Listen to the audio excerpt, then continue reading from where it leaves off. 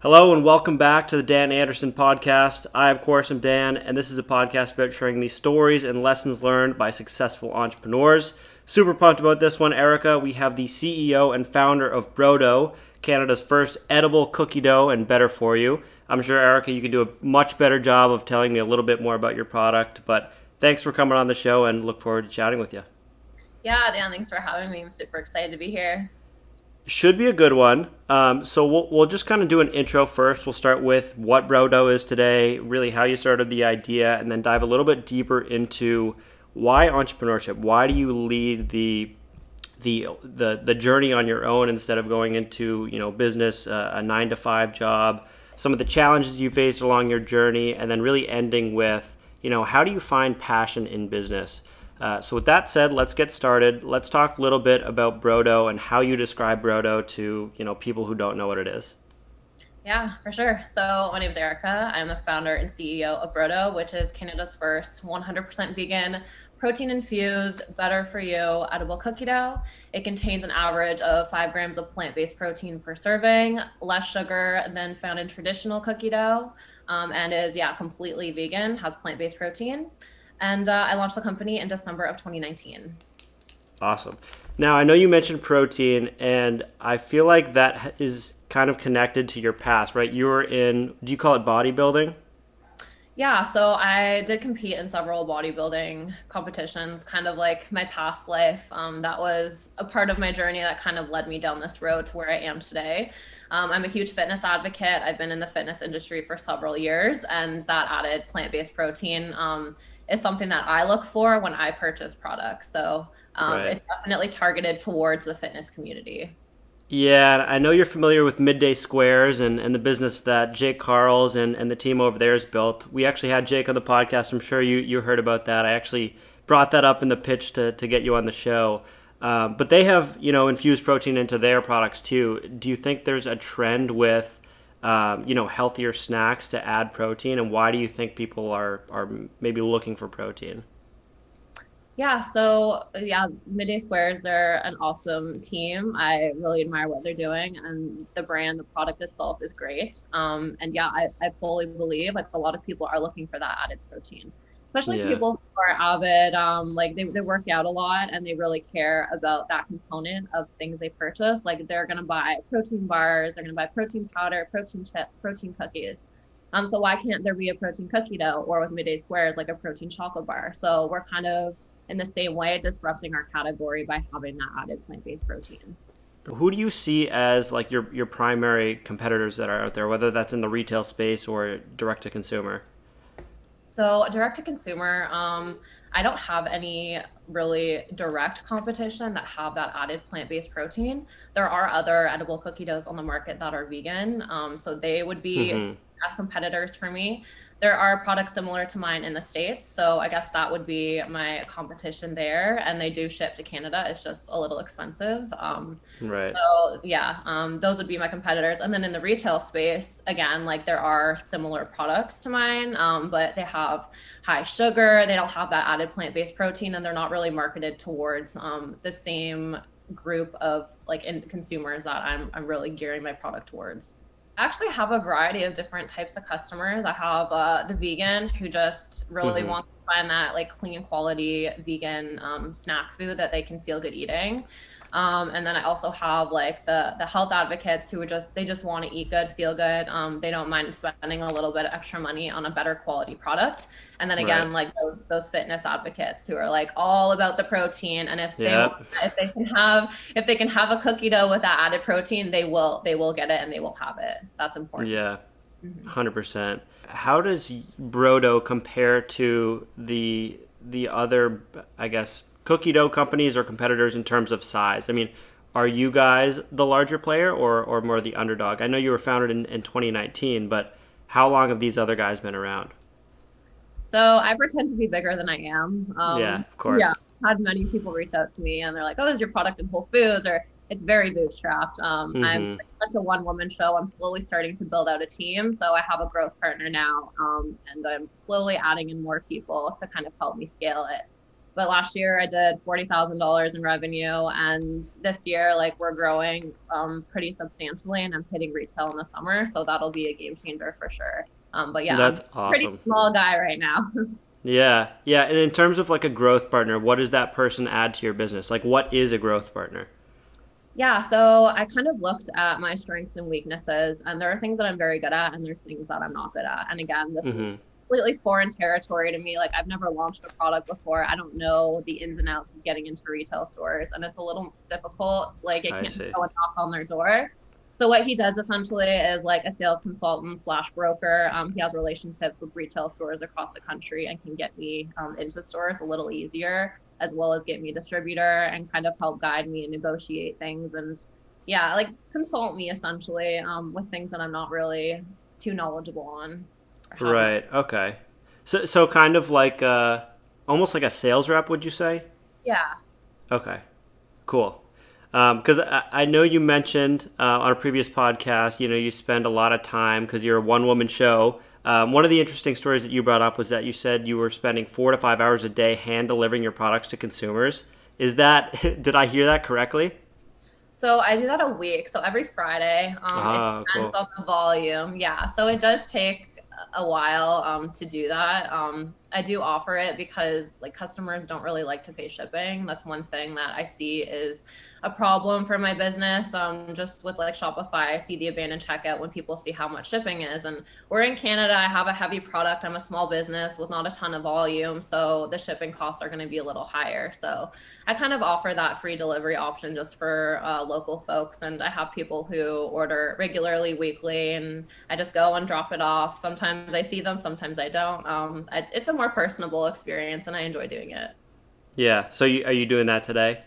I am. After this, that's what I'm doing. Nice. Love to hear it. Yeah. Cool. All right, let's talk a little bit. So we've got a good kind of background of Brodo today. Where do you see things going in the next year or two? And I know you've mentioned expanding into the US. What does that look like from a logistical perspective to get into a new country? Yeah, I'm learning all about this now. There's a huge learning curve. I really, really want to master the Canadian market and kind of crawl, walk, and then run.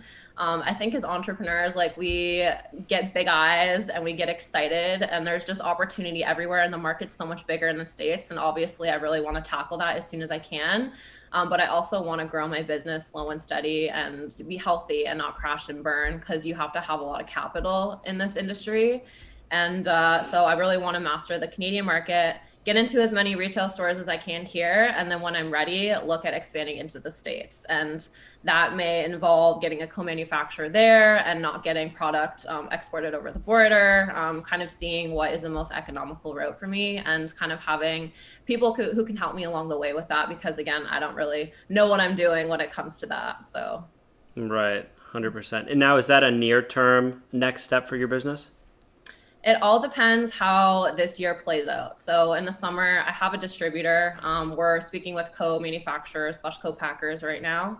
So kind Mm-hmm. of putting all the pieces together, launching in Canada in the summer, getting out into as many stores as I can nationally, and we're going to work our way up to like the bigger box stores. I'm not sure, like you guys have Wegmans and stuff in the States, but Yep. here we have like Loblaws and those stores that are a little more expensive with bigger listing fees. Yeah. So kind of gonna slowly climb up to those bigger stores, and then once I kind of get into those stores, I can comfortably look at the states. Love it. Yeah. Cool. Well, look forward to seeing it, and I can't wait to buy the product because I know I went to check out on the Brodo website, and I was like, hey, why can't I get this product and try it out? And then, messaged you, and you're like, hey, we're not there yet, but hopefully soon, so can't wait.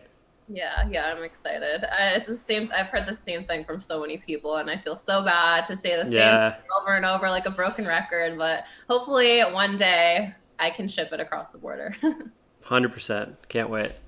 All right, so let's talk a little bit about why entrepreneurship, life before Brodo, because obviously this was something that happened after college, I believe, or at the end of college. But let's talk about why you're in entrepreneurship. I know you told a few stories about starting a 9 to 5 job, really hating it, but where does the entrepreneurial journey start for Erica Rankin? I guess at a macro level. Yeah, I never really was exposed to that lifestyle ever. As a Hmm. child, like the most entrepreneurial thing I did, I had lemonade stands with my neighbors. And I Classic. went and knocked on doors and I washed cars with, I didn't, like, I literally used people's own water to wash their cars, but I was a child and they're like, sure, like, well, we'll give her $2 to wash our car. And I did things like that. And then I was kind of going down that path of, I studied psychology and then I graduated from that, worked the traditional 9 to 5 job, was deeply unfulfilled, quit that. And then I was living at home, didn't know what my next steps were. So I was like, okay, what am I going to do? And I never traveled before. So that's when I went backpacking through Southeast Asia for 4 months. And So cool. yeah, it was the greatest experience that I've ever had, especially living in such a small town and not really being exposed to anything outside of that town. It was a huge culture shock and just meeting people from all over the world with different life experiences and different journeys and learning about them and also getting exposed to entrepreneurship and the conversations I had, I could just see in people's faces when they talked about their businesses light up and they were so passionate, Hmm. and it's something that I'd never seen before. So I went home and I was like, wow, that is so cool. Like, I want to feel like that. I want to love what I'm doing and I want to build something. So that's when I kind of sat down with myself and I weighed out the pros and cons of going back to that 9 to 5 job versus starting my own business. And obviously, like, money is a huge thing. I did have some Hmm. savings in place, so that definitely did help. And I was living at home at the time. So, and if anything were to go wrong, I'm very lucky. I'm young enough where I can just go back to my parents and they can cook for me, and I don't have to pay rent. So that's one really good thing that I have to fall back on if things don't work out. Um, Yeah. but yeah, that's when I looked at my passions and I was like, okay, what am I passionate about and what am I not passionate about? And then I was like, okay, so what is Canada missing? What can I bring and add value? Like, where is there a hole? So then that's when I saw we don't have a protein cookie dough here. And I'm extremely passionate about better for you foods. I have always taken unhealthy things and made them healthier, especially in my competition days when I was prepping. There were many things that I could no longer enjoy. For Yeah. example, like chocolate pudding and like all these like muffins and cake and like chocolate, and like I would just tweak recipes and make them more, I guess, balanced, like lower in carb, higher in protein. So I'm really good at like manipulating basic recipes. So then that's when I started to do that with the cookie dough, and yeah, I just went with it, and then I launched it a few months later. Ah, I see how it's coming together now. Okay. So Yeah. a bunch of questions come out of that as far as like where my curiosity is bringing me. Firstly, backpacking in Asia, like how do you make sure that you're, let's say you want to be an entrepreneur, but you don't have people in your network to connect to you to give you ideas.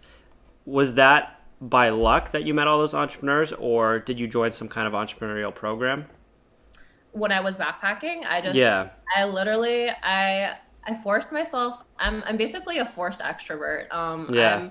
I'm introverted, like very introverted, but I really make an effort to try to go and meet people, especially traveling. Like I love learning about people and hearing their experiences, and that's what I kind of did. I just really went out of my way to meet people. I did a tour with a company called G Adventures, and there was like 17 of us, and we all stayed in like different hostels and stuff. And there were many people that did work that traditional 9 to 5 job, but then there were very like a good portion of people that were building their own businesses and having their own businesses. And it's a little different. A lot of them they could work remotely and just kind of manage things like on a beach in Thailand. Whereas me, I have a physical Crazy. product. So like I can't exactly just piece out and like leave things. Like I have to be on the ground, like managing things and overseeing everything. But just seeing them and hearing about how passionate they were, that kind of got the wheels turning in my head and really pushed me to start my own company. Yeah, no, I can definitely resonate with that because I went to a business school, and before that, I didn't necessarily have the interest, or I don't know. I feel like business school and being around people like that, it definitely inspires you to go do it yourself. So I think it's a very important part of college and the college experience is the networking, the meeting new people. But I want to touch on another thing that you just mentioned. You said forced extrovert, and so that brings me to developing, kind of growing as a person. Uh, and I know you have a history in athletics and bodybuilding. Do you think there's a connection between athletics and business? Yeah, 100%. And it's funny, like at the time when I was competing, I had never really been exposed to entrepreneurism and that lifestyle. And a friend said to me, he was like, if you took those skills and that discipline and applied Oh it my in God. other areas of your life, like you will kill it at whatever you do. And I never really thought about it, honestly. And then I started to think about it now that I've been running my business, and it totally has transferred over into this part of my life. With bodybuilding, like those competition prep days, I went a year and a half with no alcohol. I weighed everything I ate. I went to the gym for 12 hours a week. Like I was so dedicated. And there's so many days where I would get up and I'm like, God, I don't want to train. I don't want to eat my tilapia and broccoli for another day. Like I just want to dive into a pint of Ben and Jerry's. And there's all these things that you don't want to do, but at the end of the day, like it's not motivation that gets you to do things, it's discipline. And it's the same with business. Like there are days when I don't want to pack orders, I don't want to do deliveries. There's days that are really hard, but you still just have to power through them, and discipline trumps all at the end of the day. Amazing. Love to hear it. The consistency too, I'm sure, is a big piece. For sure. So let's migrate a little bit to challenges that you've faced, because I know we're moving through time here. What are some of the challenges that you've run into in your business that you know you've had to overcome, or you've had to figure out creative solutions to overcome, and specifically related to being a woman entrepreneur?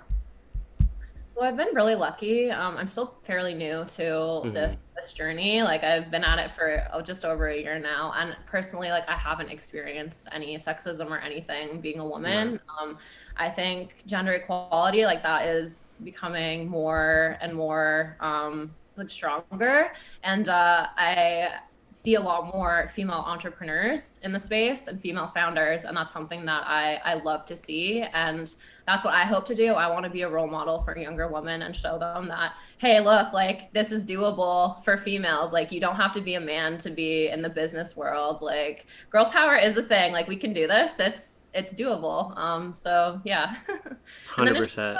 yeah, and then in terms of other challenges, like for me, I would say like 8 months into my business, I didn't have a support system in place. I didn't go on LinkedIn, didn't touch it once. I had 12 connections. I never used it. I didn't see a purpose for it. So I got to a point where I was working in the business instead of on the business, and I didn't know where to turn because I'm new to this and I don't know how to grow a business and like successfully level up, I guess. So then I met a friend here, and he's like, okay, you need to get on LinkedIn and you need to reach out to people who are in your space and ask for help. And that was another thing that was really hard for me. Like I'm introverted at heart, and messaging people who are like way up here, who are big successful founders with these great like successful flourishing companies, is scary as hell. And I was so intimidated. And I thought, like, I'm such a small fish in a big pond. No one's going to give me the time of day. But that's not the case at all. There are so many people that just want to help and lend a hand when you need it because they were in your shoes at once. So having that proper support system in place is so key, and asking questions and being curious, and also not having an ego. Like if you don't know something, Right. like say you don't know something, don't pretend you do, because you're not going to learn anything that way. What do you focus on to overcome, them in the market potentially taking your customers? Is that common? Do you see that a lot, and how do you deal with it? Yeah, so I don't necessarily see them as competition. Like we're our own brand. They're their own brand. They have their own customers. I'm going to have my own customers. I try to really differentiate myself and do kind of what Midday Square does with the storytelling, and kind of just I really make an effort for my customers and make sure that they have the best customer experience. Like every single package that I deliver, I handwrite a note.